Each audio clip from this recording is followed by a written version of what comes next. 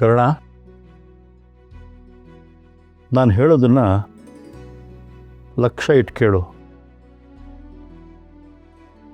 ಈ ಮನೇನ ಬರೀ ಇಟ್ಟಿಗೆ, ಮಣ್ಣು, ಸಿಮೆಂಟಿಂದ ಕಟ್ಟಿಲ್ಲ. ಇದರ ಒಂದೊಂದು ಇಂಚಲ್ಲೂ ನೂರಾರು ಭಾವನೆಗಳಿವೆ.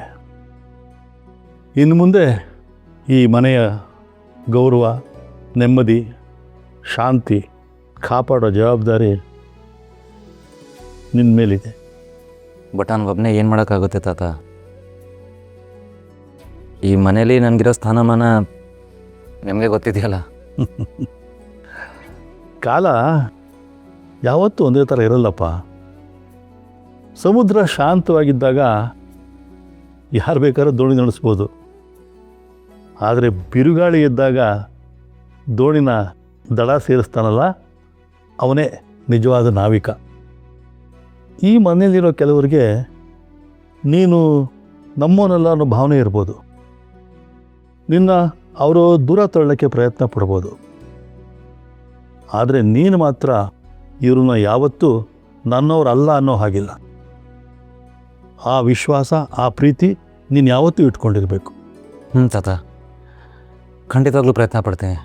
ಸುಖ ಸುಲಭವಾಗಿ ಸಿಗುತ್ತೆ, ಆದರೆ ಸಾರ್ಥಕತೆ ಪಡಿಬೇಕಾದ್ರೆ ಕಷ್ಟಪಡಬೇಕು. ಈ ಮನೆ ಯಾವತ್ತೂ ಒಡೆದ ಕನ್ನಡಿ ಆಗಬಾರ್ದು. ಜೊತೆಯಲ್ಲೇ ಇರಬೇಕು, ಕೂಡು ಕುಟುಂಬವಾಗಿರಬೇಕು.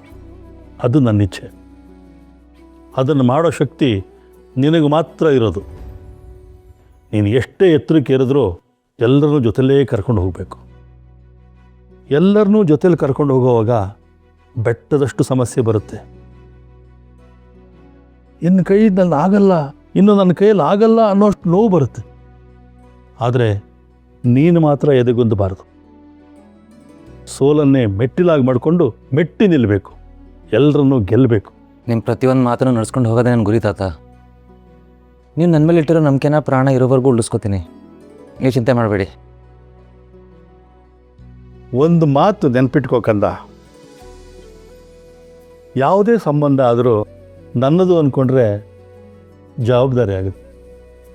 ನನಗೆ ಯಾಕೆ ಅಂದ್ಕೊಂಡ್ರೆ ಭಾರ ಆಗುತ್ತೆ. ನನ್ನದಲ್ಲ ಅಂದ್ಕೊಂಡ್ರೆ ನಮ್ಮಿಂದ ದೂರ ಆಗುತ್ತೆ. ನೀನು ಜವಾಬ್ದಾರಿ ತಗೋಬೇಕು, ಭಾರ ಅನ್ಕೋಬಾರ್ದು.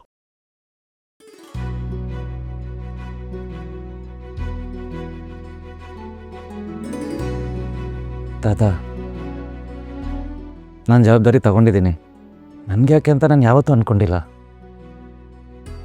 ನಂದಲ್ಲ ಅಂತ ದೂರನೂ ಮಾಡಲಿಲ್ಲ. ಇವತ್ತು ನಿಧಿ ಮನೆಗೆ ನನ್ನ ಹೆಂಡತಿಯಾಗಿ ಬಂದಿದ್ದಾರೆ. ಅವ್ರನ್ನ ಚೆನ್ನಾಗಿ ನೋಡ್ಕೋಬೇಕು. ಏನೇ ಸಮಸ್ಯೆ ಬಂದರೂ ಅದನ್ನು ಎದುರಿಸೋಕ್ಕೆ ನೀನು ಶಕ್ತಿ ಕೊಡಬೇಕು. ಸರಿಯಾದ ದಾರಿ ಯಾವುದು ಅಂತ ನಂಗೆ ಗೈಡ್ ಮಾಡ್ತೀಯಲ್ವ ತಾತ? ನಿನ್ನ ಮೊಮ್ಮಗನ್ನ ಅರ್ಧ ದಾರಿಲಿ ಕೈ ಬಿಡಲ್ಲ ಅಲ್ವಾ?